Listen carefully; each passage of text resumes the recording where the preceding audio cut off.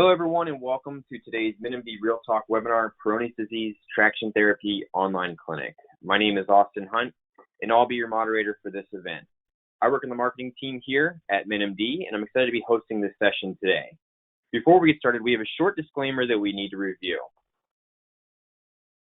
The health and medical information provided during this webinar, as well as the questions and responses from the webinar providers, are solely for informational purposes. This content is not intended to take the place of advice or treatment from health professionals. Nothing presented in the webinar is intended to be used for medical evaluation, diagnosis, or treatment. It is not intended to substitute for your relationships with your own healthcare and pharmaceutical providers. Always seek the advice of your healthcare provider before beginning any new treatment, or if you have questions regarding a medical condition. All right, with that being noted, I'm pleased to introduce today's presenter, Dr. Landon Trost. Dr. Trost is a urologist and the founder of the Male Fertility and Peyronie's Clinic based in Orem, Utah. Dr. Trost specializes in male factor infertility, male vasectomy reversal, male sexual function, Peyronie's disease, and hypogonadism. Today he's going to cover Peyronie's disease symptoms and diagnosis, the impact on Peyronie's disease patients, treatment options, review a RestoreX device demo, and then hold a live Q&A to close out the webinar. But before I hand the mic over to Dr. Trost, I have a few housekeeping items to cover about this presentation and the menMD RealTalk webinar platform. If you're joining on your laptop or desktop, you'll notice a control panel to your right. If you'd like to minimize your control panel, click the orange arrow at the top left of your control panel. If you're joining a device, your controls are at the bottom of your screen. As an attendee of this webinar, you've joined in listen-only mode. If you have a question for our presenter, please feel free to send it through the questions tab. If you're joining on your mobile device, questions tab will be in the bottom tabs in your mobile device. And we'll be answering all questions at the end of the session. We've also included a handout with helpful links to direct you after the event. You can find and download this handout by navigating to the Handouts tab on your laptop or desktop, or in the bottom tab on your mobile device. So without any further ado, I'd like to kick things off by welcoming our presenter, Dr. Trost. Over to you. Well, thank you very much, Austin. Appreciate it, and thank you everybody for joining for this webinar. By the way, Austin, if this gets too jittery with the screen there, just let me know, and I'm happy to minimize it for things. But again, it's a pleasure to be with you. We will be talking about a few things relating to Peyronie's disease, and specifically some of the treatments. But just as a real quick disclosure for background, I did invent the RestoreX penile traction device. Now, when I was at Mayo, they essentially have a program where you can send an email and they'll help develop a device. And they gave me two options. They said you can either receive essentially an ownership portion of the company, or you can do research on it, but you can't do both. You can't invest in the company and do research on it. There's too much of a conflict. And so I chose to do research on it, and probably much to my wife's chagrin about it, but it just seemed to be the right thing to do. And so, but nonetheless, as an inventor of something, you're always going to be biased just because it's something you worked on. But I'll hand it back to Austin here for a second to pull up a couple questions here. We want to learn a little bit more about you as an audience, as far as some of your background with Peyronie's disease. So we have a few kind of pre-test questions here.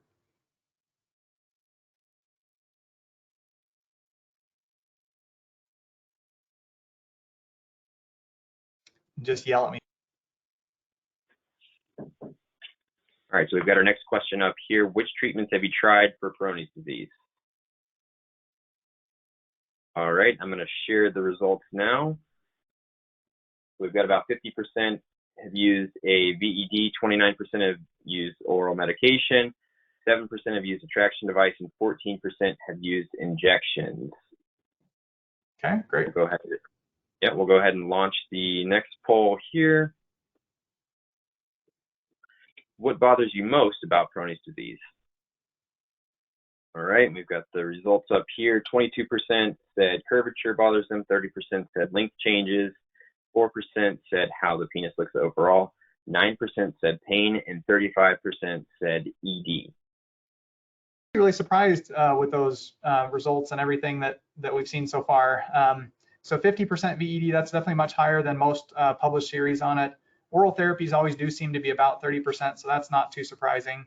And then bother, length, that's a pretty high rate for it, as far as typically curvature is the most by far, and we'll see that in just a second. And then appearance, that's about what we typically see, and then pain also. Erectile dysfunction, we'll talk about that a little bit as far as the correlation. Sometimes that has to do with the narrowing of the penis that occurs, or sometimes the pain associated with Peyronie's, but that's really interesting. So thank you for answering the questions. Well, I thought maybe to start off, we just go through a very brief history of Peyronie's disease, real brief, just to give a little bit of background. Surprisingly, the earliest known descriptions of Peyronie's disease were about 3000 BC. You can actually see from the publication on this on the right, this was found in a temple for healing deity. And basically what would happen is if you had a disease, you would create a statue that showed that disease and put it in the temple. And then it would be your hope and expectation that that would help to heal you. And this particular statue had nothing wrong with it except for a bent penis. And so it's thought to be the first known description of Peyronie's disease. Otherwise, later descriptions happen, several thousand years later. Well, so is that being perhaps the first known treatment for Peyronie's disease? Not much changed over the next 5,000 years after that. When you look at some of the early publications for treatments, people would use mercury to treat it, so these kind of mercurial rubs. Some recommended bathing in the holy waters of Barège, and Barège is kind of in southern France as a cure. The causes of Peyronie's disease also has changed over time. They thought maybe this was a sexually transmitted thing, maybe it's incestuous relations, forceful penetration by annoying resistance. So there are all sorts of potential causes that were originally thought to be associated with Peyronie's disease that we now know are likely not main contributors. So getting into that, what does cause Peyronie's disease? Now this is a real busy slide, and I put this in here just to say there's a lot of potential contributing factors, and it also means that we don't know for sure. But if I trim this down on the next slide here to say basically Peyronie's disease is likely a genetic occurs because of a genetic predisposition, meaning that you got some tendency or trait from either your mom or your dad. And women can get this of the clitoris, and so you can pass on the gene from mom or dad that makes you more likely to develop an abnormality of the penis once the penis goes through some sort of repeated trauma or kind of new cell turnover. And a way to think about this is if you go outside and you get a sunburn, your top layers of skin are going to eventually slough off and you'll get a new layer of good skin underneath. The penis is very similar as far as the lining to the penis is constantly being rehealed and regenerated. Men who have this genetic predisposition, after they sustain a certain amount of trauma or a certain amount of regeneration of cells, it forms into an abnormal growth of cells. And then your body goes in and attacks that almost like a tumor. And then that's what causes the scarring and Peyronie's disease, we think. So it's associated with a lot of these other conditions because just like a flat tire, when erections get a little bit softer, every time the tire turns, it causes the tire to expand and deflex, and so on. And the same happens with Peyronie's disease. With softer erection with penetration, it probably causes more buckling, and you may get some more injury. So it's usually not a major injury, but kind of a minor injury that people will notice. Other conditions such as diabetes, erectile dysfunction, prostate surgery, all of these contribute quite a bit as well, and it's probably through these same mechanisms.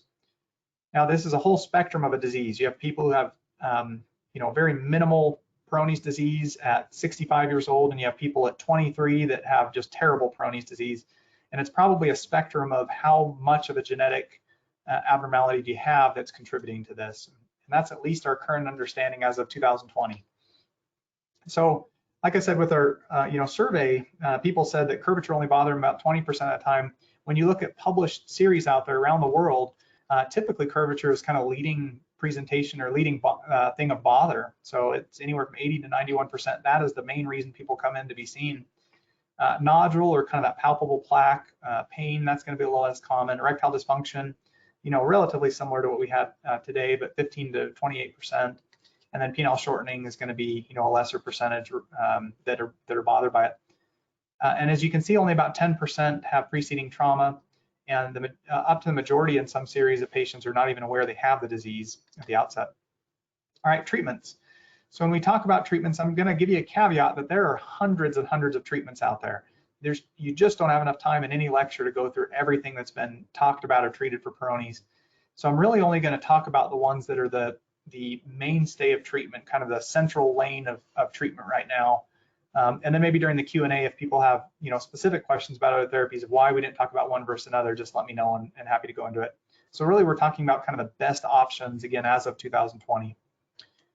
Well, so we're going to break these down by whatever your goals of therapy are. So if your goal of therapy is to improve curvature, we'll talk about those treatments.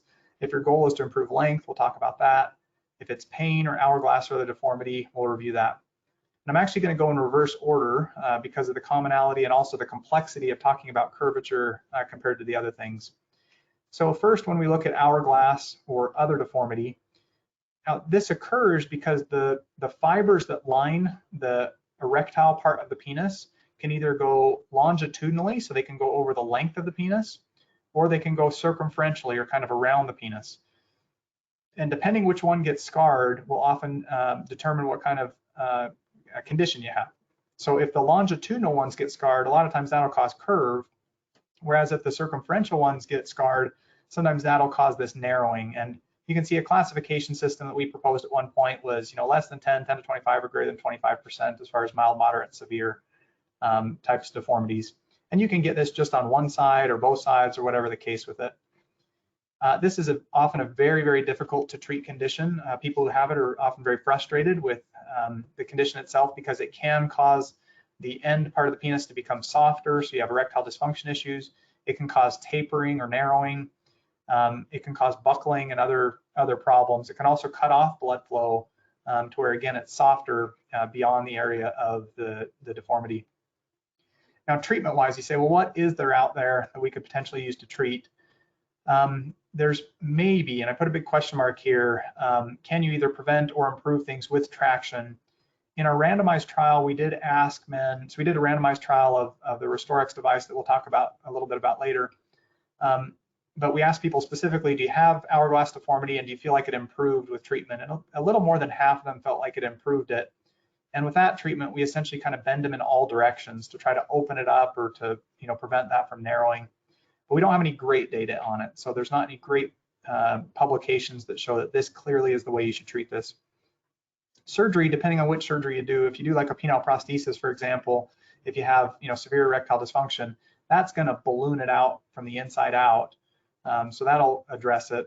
Incision and grafting also can address this to some degree, but it's at the trade-off of having worsened erections. So we usually use that as kind of last line therapy. And then there's some descriptions of putting a graft in here, so kind of filling in this space with a graft that you wrap around it, almost like the way they would do medieval castles with the buttresses on the outside to give it a little extra strength. And there may be some value to that, but it is, again, surgery for it. So that's about it from an hourglass standpoint, unfortunately, information-wise. Pain. So if you move on to pain and you say, all right, pain is my main complaint with this, pain usually means that there is still ongoing inflammation or that the disease is changing in some way. Now, the nice, if you had to say what's the silver lining with pain, it's going to get better on its own. Even if you don't do anything about it, it will improve. There are some who will take NSAIDs like ibuprofen, for example, to try to relieve pain just as needed prior to intercourse, and that's very reasonable. In fact, it's in the American Urologic Association guidelines as well as an option. But there are very few well-done studies that have looked at different therapies as to whether or not they can speed up the resolution of pain. Just about every drug ever tested on Peyronie's claims that it can improve pain and has at least one study showing that, but there aren't great randomized controlled trials where people are given a placebo to see if it truly does speed up pain. And very specifically, the well-done studies out there with XIAFLEX traction or vacuum devices have been shown that they do not help relieve pain any faster. I put a big question mark by oral pills just because there's not any great well-done studies of nearly all oral pills. There is a study that we'll highlight here in a little bit on intralesional interferon, and that one is probably your best for speeding up the resolution of pain over time. But again, it will resolve on its own even if you don't do anything at all with it.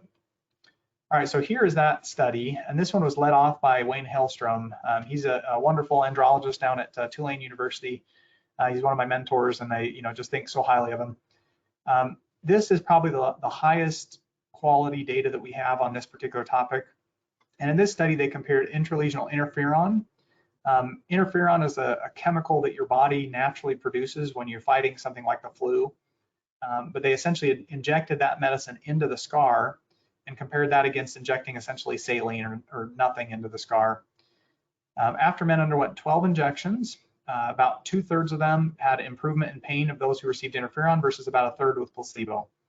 Now, this was a multi-center study. It involved multiple investigators. And so this is probably our best evidence of speeding up pain improvement among those who experience it. So moving on to length, and again, what percentage-wise, that was about 30% of the attendees today said that this is their main complaint with Peyronie's disease. And Peyronie's, no question, does reduce length. Almost every man will complain of some degree of length loss with Peyronie's disease. And the reason that happens is, again, Peyronie's is an elastic tissue condition. So the lining of the penis is normally elastic. It can expand in length, it can expand in girth. But with Peyronie's, it scars it to where you now have more fibroblasts or more scar tissue type formation. And that will cause it to contract to a point where it can no longer expand, and hence you lose length with it. It kind of pulls the penis in to some degree. So when you say, all right, what treatments are there out there for length? And really your best and only conservative one is penile traction therapy. There are some surgeries that have mixed data or that have consistent data, but there are always side effects with surgery.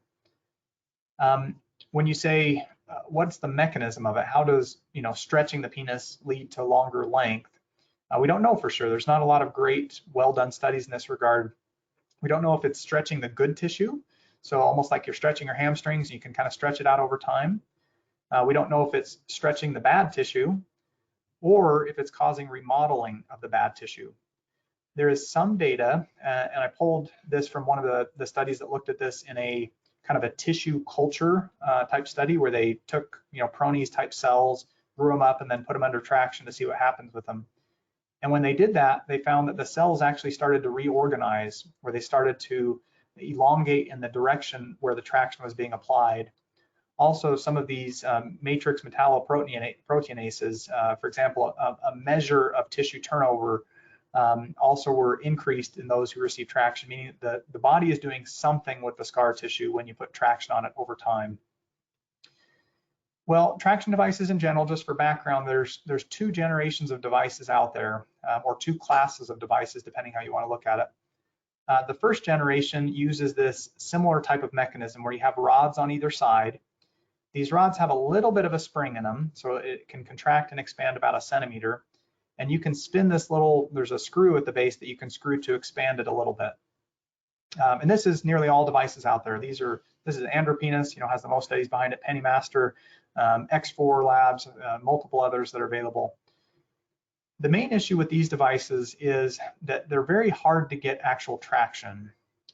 When you look at, you have to typically use them for about 3 to 9 hours daily for 3 to 6 months to see any benefits at all. And part of that issue is that they just tend to be more painful to use, and you don't tend to get as much traction with them. The studies that are out there are pretty inconsistent in their benefits. Most of them will show some benefit, but several studies show no benefits at all with these first generations of devices. Well, just to kind of highlight that, this was a study that we did at Mayo, and these were men. So on this figure on the side here, these were men who were undergoing Xiaflex injections. And at the time, there was some data on Andropenis, and we were recommending that men get some form of traction device, whether Andropenis or Pennymaster, X4, or any of them. And we said, get the device, use it as much as you can, at least 2 hours a day, and then we'll see on outcomes. And when you can see here is the men who didn't use any traction, so who did Xiaflex alone but no traction, they're on this line here, whereas everyone else here is men who use traction. And you can see the total number of hours that they used is charted on the x-axis here. So like this guy, for example, who's highlighted, he used about 750 hours of traction during his Xiaflex treatment. So he was real aggressive. And what this red line here shows is this is a statistical test where we tried to see, is there any link between men who used traction and outcomes? And there was nothing. So even if you went all the way out to 700 to 800 hours of treatment who used these first generation devices, it made no difference in the outcomes. So at this point, I quit recommending it at Mayo. And it was around that time that they put me on the guideline panel for traction therapy at the International Society for Sexual Medicine. And as I did my research in that, I thought, clearly traction works in other disease states, whether it's orthopedic issues, braces, anything like that, traction works. It's just that these other devices just weren't designed well. And so I emailed the Mayo people and said, all right, you got to design this system, worked on it. They eventually patented something, sent it to PathRight Medical, who licensed it, and they came up with RestoreX for it. And that's how this all came about. Well, there's three main differences with the second generation traction compared to the first. First is the clamp design. Instead of putting all the force, I don't know if you can see on this, going back a slide here, all the force right on the rim of the head of the penis, it displaces the force over the entirety of the head. So it allows you to do more traction comfortably compared to what you can get with the other devices. We found with the others, you could do maybe 1, 2, maybe 3 pounds worth of traction, but that was about it. Whereas with RestoreX in an early study, we were getting up to 10 pounds or more that people could tolerate. So it just increased the amount we could do. The second was the ability to counterbend it. Peyronie's, of course, is a disease of curvature. And whether it's hourglass or bend, you want to be able to counterbend it as best possible. So here it's bending down, you can reset it so it bends to the side and so on. And the third, and I'm going to show this in a video in just a second, and I think probably the most important is the ability to dynamically adjust it. Because after you put a traction device on for a few minutes, it immediately stretches you a little. But with most devices, you're maxed out. You can't get any further stretch on it. But with this device, you can continually expand it as the stretch increases so that you maintain traction the entire time of treatment.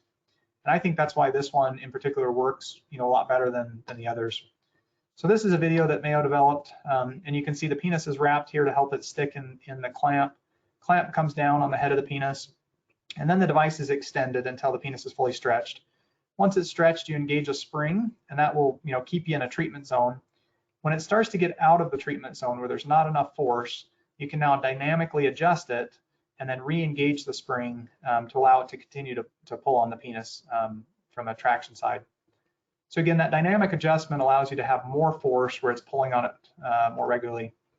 Well, again, remember I invented it, so there's always going to be some bias from that standpoint. But at Mayo, during our XIAFLEX treatments, our nurses did all of the measurements. So we weren't involved in any way on the measurements of length. And the nurses didn't have the information as to if they were using traction at all, or if they were, which device they were using. So this particular study to me was very telling, because when we compared men who got XIAFLEX alone, so that's CCH or collagenase Clostridium histolyticum, or CCH and any other traction device, so any of the class 1 or first generation devices, compare that against those who did RestoreX or the class 2 second generation device and collagenase, and you can see that when we looked at penile curvature specifically, there was a dramatically different amount of improvement that occurred. So you had, in this case, more than 35 or around 35 degrees improved versus around 20 without it. And similarly, more than 50% of the curve improved versus around 30% without. And then when you looked at change in penile length, it was the same thing. Whether you did, XIAFLEX alone or XIAFLEX in any other device, we saw very minimal differences in length. But once they used RestoreX, we saw a dramatic difference between those other groups in length. And then we looked at just overall satisfaction, because if people hate a treatment, it doesn't matter if it works or not, you're not going to be able to use it. And in our randomized trial that we did, we asked people at the end, all right, how happy were you with treatment in general? About a third were very satisfied, about another third somewhat, and a third were kind of neutral. But only about 3% were dissatisfied overall, with the treatment. More interestingly, we asked them, let's say you had to start over treating Peyronie's disease from the beginning, knowing what you know now, what would you pick as your first treatment that you'd use? And surprisingly, 74% of men picked RestoreX, whereas 0% picked other traction therapies. And then things like vacuum devices and even XIAFLEX fell down in comparison between the two. So with that information in mind, that's when we started recommending it as a first line treatment in general. Now, RestoreX requires about anywhere from a half an hour to an hour and a half per day. Most men in the study did about 40 minutes.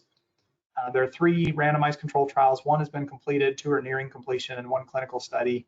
And it shows that it improves length about an inch after 3 months, and then you gain a little bit more every 3 months thereafter. And again, when you combine it with other therapies, you get a greater improvement than just the initial therapy alone.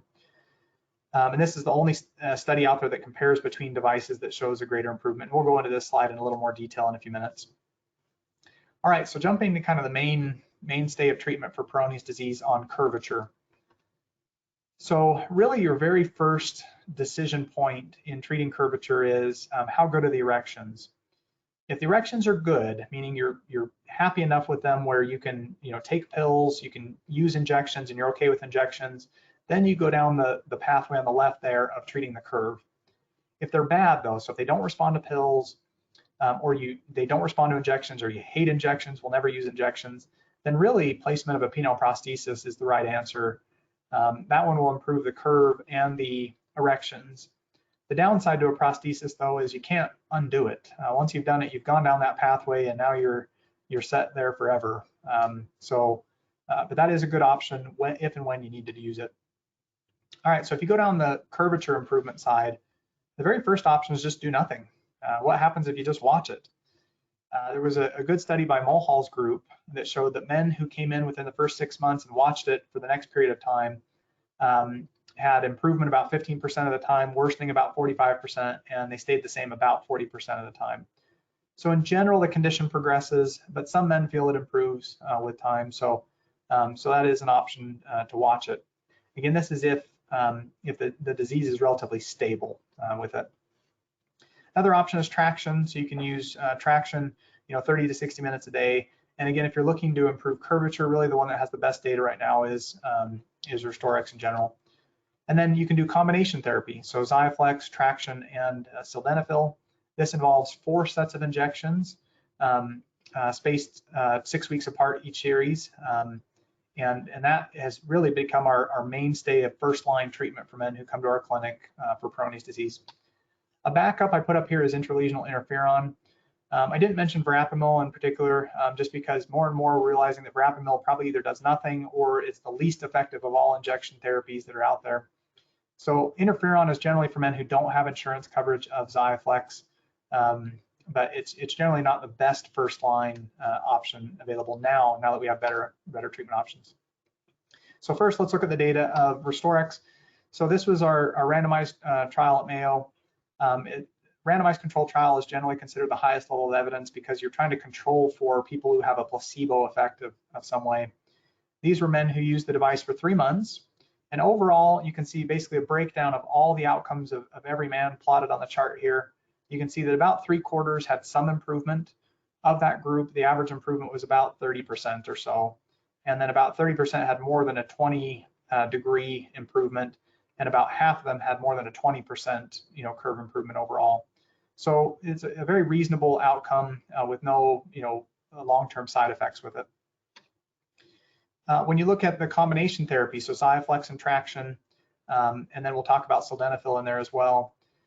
This graph comes from the study again where we compared our data of men who had XIAFLEX alone, XIAFLEX and any class 1 device or first generation device, and XIAFLEX and RestoreX.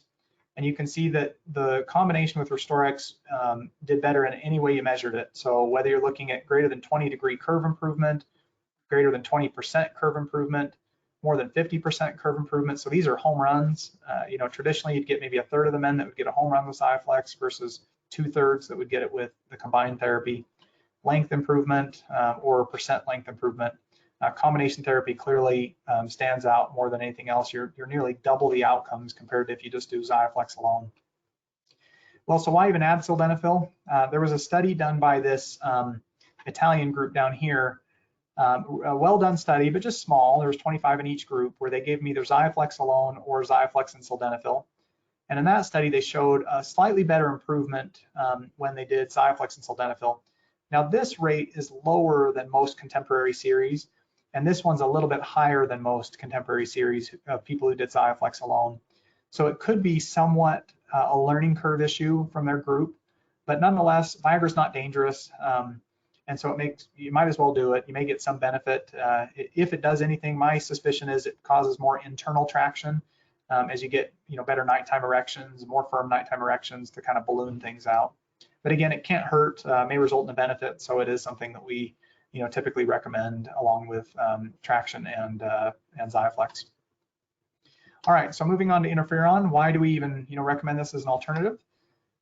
Well, this study, we haven't published this yet. I've just I've been too lazy to write it up, but these are some of the graphs for the paper that will come out with it. Now, these are a little tough to read. These are waterfall plots where every one of these lines represents a patient's outcome after their treatment. So interferon, you basically do 12 injections. Xiaflex, you do 8 injections. Xiaflex is the men in blue, and interferon are the men in red. And you can see that if you chart all of the men, a summary of this is that Xiaflex basically, or interferon does about 2/3 as well as Xiaflex. So you still do get benefits, but more men benefit from Xiaflex, and men in general benefit more from Xiaflex than they do from interferon. And this is the percent improvement. This is the absolute improvement. So again, Xiaflex typically does better compared to interferon, no matter how you measure it. The other thing, you say, well, I went to my urologist and they recommended surgery. Why don't you put surgery as a first-line treatment? And that's debatable for sure. So I don't want to come across as saying, this is gold standard, the recommendations I put as first line. To me, though, when I say what's a good first-line therapy, it has to do with this risk to benefit ratio. So if a first-line therapy has really no long-term or very few or rare long-term side effects, and yet you get a good benefit, that's a good first-line therapy. The problem with surgery in general is once you do it, you can't undo it, and there are permanent side effects that you're going to get when you have surgery. And we did a study early on at Mayo where we looked specifically at a couple of key indicators. Did it restore penetration? Did it prevent you from needing surgery? Did it improve sensitivity? And in all of those measures, more than half of the men essentially, or I should say on the measures of penetration and surgery, more than half the men said, yes, if I did Xiaflex alone, it did better than that. Now, I haven't updated this data since we did Xiaflex and RestoreX together. I suspect it would be higher. But in other words, this makes for a good first-line treatment, in my opinion. And don't get me wrong, I'm a surgeon. It's way more fun to operate than it is to do injections. But as from a patient standpoint, it's just better, in my opinion, to start conservative and then to kind of march up the ladder as you need it. So that brings us to second line. So either you didn't get enough benefit from a first line or you wanted to optimize it even more. Your options are penile plication, incision and grafting, and placement of a prosthesis. Plication, the good about this is you're going to get straight immediately after surgery. The bad is you're going to have a reduced penile volume. So there's arguments online about length changes, and it is true that you don't necessarily lose stretched length technically, but because you're pulling in your long side to make it equivalent to your short side, you're going to feel like it's smaller. So your volume is less. You also, if they did the surgery right, you'll have palpable bumps where the suture was. And you can get a modest recurrence of curvature over time. So after a couple of years, the curve starts to come back a little bit. Plication tends to be good for curves that are less than 60 or 70 degrees. Incision or partial excision and grafting, again, the good about this is you're going to get straight right away. This tends to be for more severe cases. The bad here is you're going to have worse erections, guaranteed. Now, you may not have erectile dysfunction, but you're going to have worse erections than you would if you didn't get a graft. Some men get a change in sensation. In some cases, it's permanent. And again, modest recurrence of curvature and a relatively high rate of repeat surgery is required. Up to 10 to 20% of men will end up needing a repeat surgery within the first year when you look at results around the country after an incision and grafting. And then a penile prosthesis, it improves both erections and curvature. These have very high satisfaction rates, but they tend to be in men who have no other options. So they've already kind of burned through all their other options before they get it. The bad is it's permanent. You can't get spontaneous erections anymore. And there's a small chance that it gets infected where you need to have it removed and replaced at a later time. And again, typically you want to reserve these for cases where erectile function is just insufficient. So whether or not you're using pills, injections, whatever, if it's not enough, then you look at doing these. All right, just to kind of finish up, are there any therapies that you should avoid? Yes, and I would say as of 2020, there may be new data that comes out that changes this, but as of 2020, these are things you should avoid. Shockwave therapy is a real big one out there right now. The AUA guidelines, so the American Urologic Association guidelines, the Sexual Medicine Society of North America guidance documents all recommend treating Peyronie's disease with shockwave for curvature. In fact, in my experience, it's actually reactivated Peyronie's disease in a fair number of men. So you just want to avoid this one. Stem cells, platelet-rich plasma are also in that bucket. They just don't work, is the downside there. These are not illegal, and so they're advertised pretty extensively around the United States. But in my opinion, they're unethical. It really, in my opinion, makes the treating clinician money, but without really any true benefits. And again, I've seen many cases now of Peyronie's where it's worsened after they've gone through shockwave therapy. So in summary, Peyronie's is a very common condition. It affects many men out there. Exact cause isn't known, but likely it's a combination of genetics, worsened erectile function, and certain conditions such as diabetes and prostatectomy can further increase your risk. The treatments are going to really depend on your goals of therapy. So if you have hourglass pain, length, or curve, you're going to have slightly different treatments recommended depending on what you want to get out of it. First-line therapies, in my opinion, should provide benefits with few side effects, and that would include, in my opinion, again, Xiaflex, traction, or combination therapies with interferon being as a backup option. And then surgery, again, in my opinion, is reserved for second-line treatments.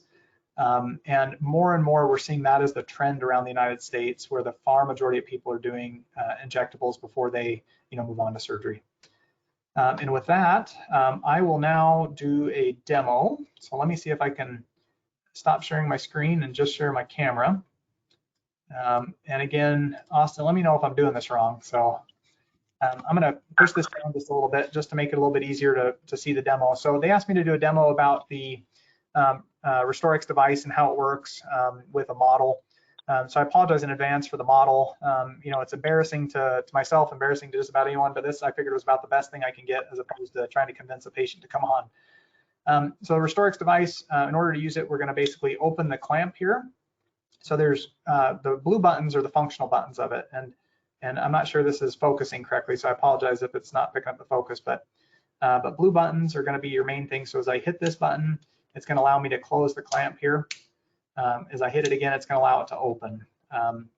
These blue buttons on the side are going to allow you to, as I push both of them at the same time, it's going to allow you to do the counter bending. And then there's a button on the bottom, which I'll try to show you. So as I extend this down, you can see there's this button right here. As I slide that, it's now going to allow that to collapse back. So again, as I extend the device out, it will get longer. And then as I hit that button on the bottom, it'll allow it to come back. The other functional button of it is when you push the device together, almost like a pen clicker, it will take the spring off of it. So it makes it easier to put the device on. It also allows you to advance it and stretch the penis before you engage it. So with that in mind, we'll go ahead and put the model device in here, or model penis in here. So the head of the penis sits right beyond the rim of the device. So it's going to be a little tricky to see, but you can see there's a ridge on here, and the ridges of the head of the penis should go right beyond that. Also, you can see there's a wrap that we put on the penis here. That's called Coban. You can get it, on Amazon for like $3 or $4. Comes in the kit as well, and that allows the head to stick in there a little bit better. So as I squish this down and click it, you think, oh boy, would that hurt? And in reality, it's just similar to kind of grabbing it with your hand as far as pulling down on the head of the penis. So it displaces the force over the whole head of the device. All right, so now that that's on, we're going to go ahead and extend the device. So as I hold the blue ring and I'm going to push this out, it will start to extend along these rods. So a little tricky to show, but so you have the rods right here where it's extending. And then once the penis is about as tight as you can get it, we'll also try to pull in some skin from here. So pull it in above and below, and then we'll engage the spring that will now start to extend the penis. Now in this case, this model will stretch as much as you want, so it's just going to go all the way out. And if that's the case, you can see there's a white line that's shown right here. That white line says that there's not enough force being used right now. So that tells me I need to compress this, extend it a little bit further, and then engage the spring again. And then you can see it's going to maintain that traction zone the whole time, where that black rod is mostly buried.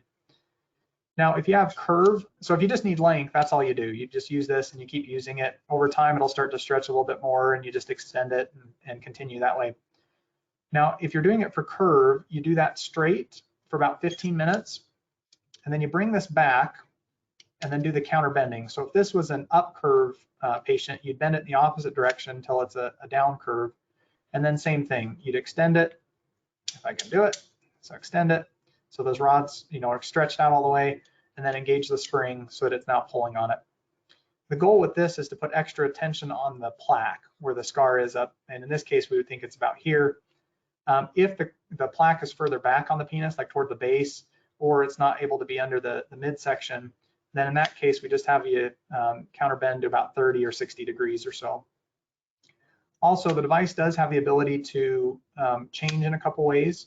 So as I take this out, you can see on the back, you can move these screws to the side or to the top, and that will allow you to essentially kind of flip the device to where you can bend it. If you have a down curve, you can bend it up, or if you have a side curve, you can bend it to the side. This ring is designed to be used just in one area on the scrotum so that it kind of gives you more surface area, so it's not causing any sort of scrotal pain or anything like that. The other two nice things about this, just to comment real quick before we get to questions, are you can remove the clamp here. So if you're having a tough time putting the device on for any reason, you can remove this, and then as you bring all this down, you can basically put the penis through, put the head or put the clamp on the head of the penis, and then you can put this back in. So especially if men can't see the head of the penis, for example, that's very helpful. Also, you can bend this up to make it even easier to put on if the penis is, say, less than 8 centimeters or something like that. The last thing to comment on is these screws on the bottom. So, I don't know if you can see that, but that screw there, I know it's a little blurry, I apologize. If you take that out, you can move this whole housing out further so that when you're counter bending, the area of your curve, the fulcrum of it sits over here a little bit better. Again, so that will bring this whole unit down, that allows you to do counter bending directly over like a mid-shaft plaque, for example. And so that accounts for most men with Peyronie's disease. So that's just a brief demo. I know there are more online that you can find if you have any questions or issues about it. But that said, Austin, maybe I'll turn it back to you for questions at this point. Sure, absolutely. All right, first question here. Soon after I developed penile curvature, my doctor told me to do nothing and come back in a year if it hasn't improved. Was that a good recommendation? Well, it's a good question. So that is probably one of the most common things we hear. And even among specialists, when someone goes into an andrologist, for example, and talks about Peyronie's disease, a lot of them say, oh, you can't do anything, wait a year, and then we'll talk about surgery then. And that we now know is absolutely false. You want to start on treatment as soon as possible. There's a good study by a guy, last name Martinez Salamanca, out of Spain, and they looked at men in the first 3 months of disease and basically put them on traction right away or did nothing. So they had a randomized type design with it. And in that study, it showed that those who went on traction actually improved curvature, whereas those who didn't had a worsening of curvature. So in that early phase of disease, when you're especially within the first 3 months, and if you still have change in curvature, change in pain, you absolutely want to go on traction as soon as possible. And then you want to stay on it until the pain goes away or until the curve starts or stops changing or whatever the case. But doing nothing is the wrong thing. It's just going to cause more contraction, more scar tissue, and a worse outcome long term than if you did something early. All right, thanks for that. Is the device covered by insurance? Maybe. So I found that guys that are really aggressive about it, that call insurance again and again and again, typically get it covered. But it takes a lot of calls. And a lot of times your physician has to be willing to support you too, or they have to send letters and so on. But I just had a denial, for example, this morning from Blue Cross that said, we will support a treatment if it corrects an organic condition. And so I sent them 3, clinical trials showing that yes, this does indeed, or 3 studies that we did that shows that this, does meet that. So most insurance companies will have like little criteria that they're going to require, but you're doing this specifically because of a medical condition. And so yeah, typically it's covered. Now, if you're doing it for like penile lengthening or something like that, then often that may not be covered. If you're restoring length due to a medical condition, then that is more likely to be covered. And definitely Peyronie's disease, if you try hard enough, you can usually get it covered.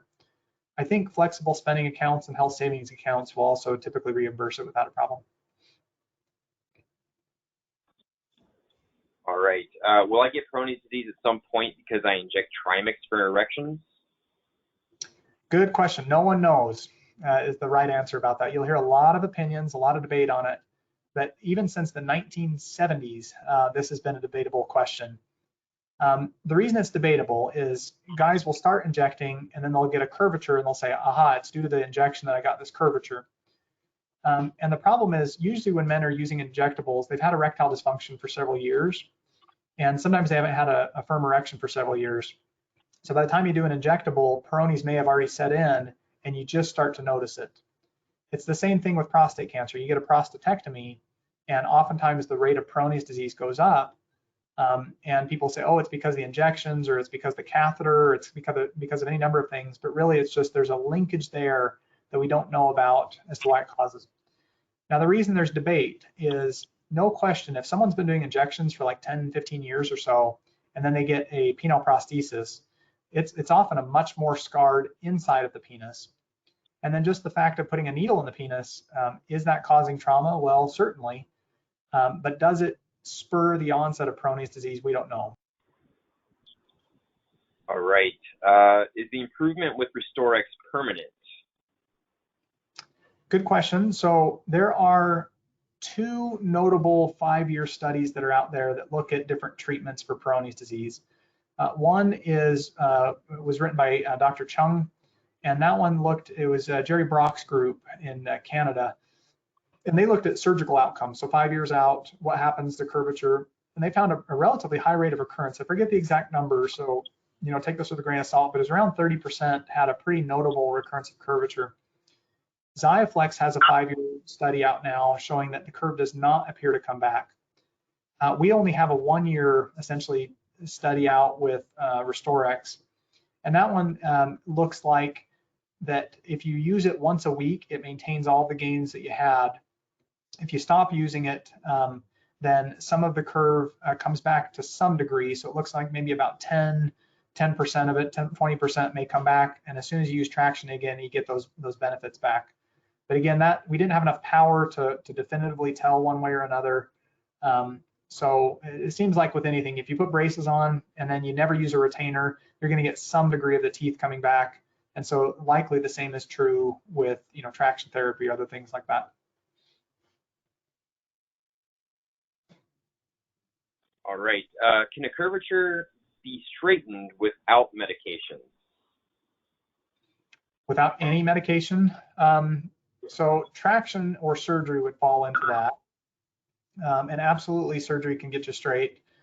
Traction can to a degree. Again, it was about 3/4 of men who got improvements in the RestoreX trial. The other studies that are out there are either not well performed clinical trials where they're not showing any of the raw data, or they're retrospective type studies where you can't really look into it much. So traction and surgery seem to be the best non-medical ways of doing it.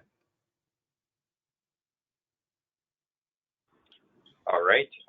Another question here. I understand that this is a 12-week treatment, but how long into the treatment is it reasonable to start seeing improvement?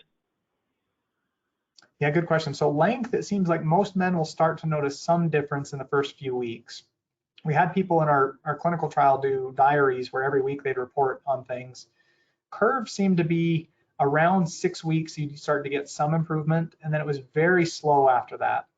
I haven't published it yet, but we did an analysis from 3 to 6 months to see what happened, and we saw further length improvements with additional use, but we didn't see dramatic curve improvements from that 3 to 6 month range. Anecdotally, I've had a couple of guys who've used it for like a year and a half, and they sent, some of these guys are pretty impressive in how they keep track of data, and they send me literally kind of a photo diary of improvements that have happened. So it does, in some cases, lead to ongoing improvements, but it's very slow. And so that's why in our contemporary practice, what we do kind of today, most often we'll combine it with XIAFLEX to try to get the best outcome we can. And then it's just after you're done with that, then it's a question of, all right, do you stay conservative and just use traction, or do you move to surgery if there's still some curve that bothers you? And that's kind of the tough decision point. All right. What's the chance that I get a new curvature over time? So I can't remember if I had it in that slide or not. I think I took it out. I think it was 18% in the Turkish series. There's another series that says 15%. And nobody's done a great study where they've routinely followed people up. But as far as the same patient coming in with a second plaque, that's what it is. Now there are some, I don't know if you'd call it malpractice or insurance fraud or whatever, but there's some providers who are trying to do additional XIAFLEX beyond the 8 that's typically approved by insurance. And so they'll say, hey, there's another plaque, there's another plaque, there's another plaque, because usually insurance will cover it if you have another plaque. And so the series that we see coming out in the next several years, I suspect they're going to see higher rates of 2 plaques. But if you look at historical ones, it's typically in that 15 to 18% range. All right. Will this work for those of us who have had radical prostatectomy? Yeah, good question. So one of our other randomized trials that we're looking at right now is RestoreX in men who've had a prostatectomy. And the outcomes appear nearly identical to what we're seeing in the Peyronie's group. Whether it's improvement in erections or improvement in length, we're seeing that. Peyronie's behaves very similarly, regardless of condition, with the exception possibly of diabetes. If you have Peyronie's and diabetes, that does appear to be a little bit harder to treat condition overall compared to Peyronie's and really any other contributing cause.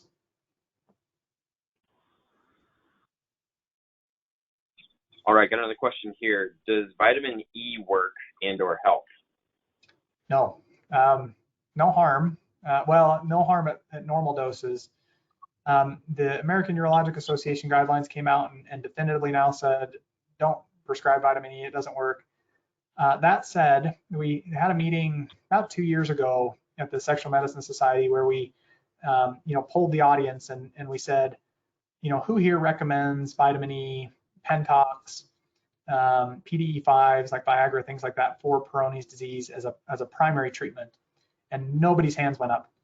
But I knew, multiple people in the audience who did do that and who recommended it routinely. So everyone was just too embarrassed to say they actually did it. But a lot of providers still will say it because some of them say, well, I want the patient to feel like they're doing something. But when you look at the data, it's not, for vitamin E, it's definitely not there. If anything, the data is showing that as much that it doesn't work as anything else. Pentox, there's a little debate on, and PDE5s, there's a little debate. But yeah, oral therapies in general have not been shown in any consistent study to offer benefits. All right, thanks for that. Can Peyronie's disease be caused by an injury from penetration by a semi-erect penis? Yes. Well, we think so. So it gets into that kind of flat tire type condition where anytime you have a semi-erect penis, it's going to be more traumatic on it with penetration. And so we think that can help kind of spur the onset of Peyronie's disease.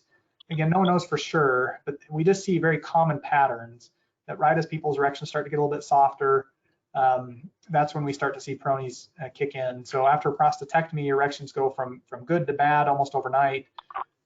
And during that time, Peyronie's develops. Diabetes, same thing, erections get worse more quickly and Peyronie's develops. So any sort of penetration with a semi-erect penis is probably not as good as a fully erect one. Okay, great. Just want to let you know we're at the 4-minute mark here. You mentioned you might have a hard stop at 7. We've got plenty more questions, so let me know if we need to keep that hard stop. Yep, I just checked. I've got about 5 more minutes until I do have a hard stop. Okay. All right. Next question here then. Can age or past medical conditions, i.e. testicular cancer, have any relationship to getting Peyronie's disease? Age, yes. Testicular cancer, we don't think so. For probably 30 years, multiple studies have tried to link low testosterone, multiple cancer diagnoses, other past medical history to it, and really only a couple things have constantly stood out, including high blood pressure, diabetes, prostatectomy, and so on. Testicular cancer has not been linked. The one caveat to that would be, let's say you've had aggressive treatments for testicular cancer, so chemotherapy, radiation, abdominal surgery. Those could potentially worsen erections earlier in life, and then that may contribute to it. But we definitely don't see epidemiologic association type studies showing a link there. All right. Does this process assist in plaque removal, breakdown, and also repair of the tunica albuginea that has scar tissue and or broken? That's where I would say probably. So, and it depends on the treatment. So when you look at traction, there's that one study, and I forget whose group did it. I apologize offhand. I want to say Ron Wang's group, but I don't remember. When they took cell cultures of Peyronie's plaques, when you look at them under the microscope, they're very disorganized. They just heal in a very regular way. But when you put traction on them over time, they remodel and they start to line up like normal collagen, normally like what you find in the penis. Now, I don't think traction or really any therapy restores the balance of elastic tissue to fibrous tissue. And that's really kind of what you want. I mean, you want to have that elastic tissue back so it just expands, nor does it replace the erectile tissue underneath, which may have been compromised. But it does look like it stretches things out and it remodels the plaque so it becomes less significant over time. Now, we don't have any human data on that though, where you've biopsied the plaque repeatedly over time after you've done traction. It'd be hard to enroll for that. If anyone wants to enroll in that study, let me know and we'll start it up. But yeah, so it does look like it does something over time. Now, XIAFLEX, of course, it dissolves the scar. You'll get new scarring that comes in over it, but it often is not nearly as robust as the original plaque. Surgery, you can cut out portions, but the more you cut out, the more side effects you get. And oral therapies, there are no good studies looking at actual in vivo or in the body plaques taken after oral treatments. All right. Looks like we got time for one more question here, and then we'll have to wrap it up. Last question here is, can I use RestoreX if I am uncircumcised? Yeah, I would say it's harder in general because the inner, when you peel back the foreskin, it's often much more slippery and hard to grasp tissue. Now that said, we've never had anyone that I know of who couldn't do it, but it is harder. And so you have to roll it back and then do the wrapping and then fasten the penis in there. And sometimes I found you really need to dry it first too. So as you pull back the foreskin, you want to make sure it's plenty dry so that the wrapping sticks and everything with it. And if I remember right, I think we have a picture that's being drawn that we're going to upload at some point that shows some of the details of how to do that. Because yeah, that's a common question we get. All right. Okay, with that, I'd like to thank Dr. Trost for taking the time to present today, and we'd also like to thank everyone listening in for attending this menMD RealTalk webinar.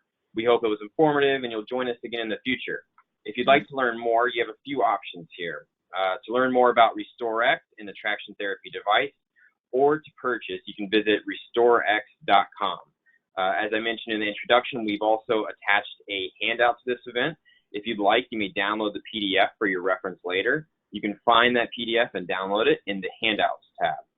There are also more resources on menMD.com to view treatment comparisons, expert articles, and more. Navigate to menMD.com and click the Peyronie's disease tab at the top of the home page. And finally, if you have questions and would like to speak with one of our clinical case managers, you can call menMD at 857-233-5837 or log in to the password-protected secure menMD portal to schedule an appointment. We'll also be sending a follow-up email with references to helpful resources and links to each after this event. I'd like to thank everyone again for attending today's webinar. We'll see you at the next one. Thank you.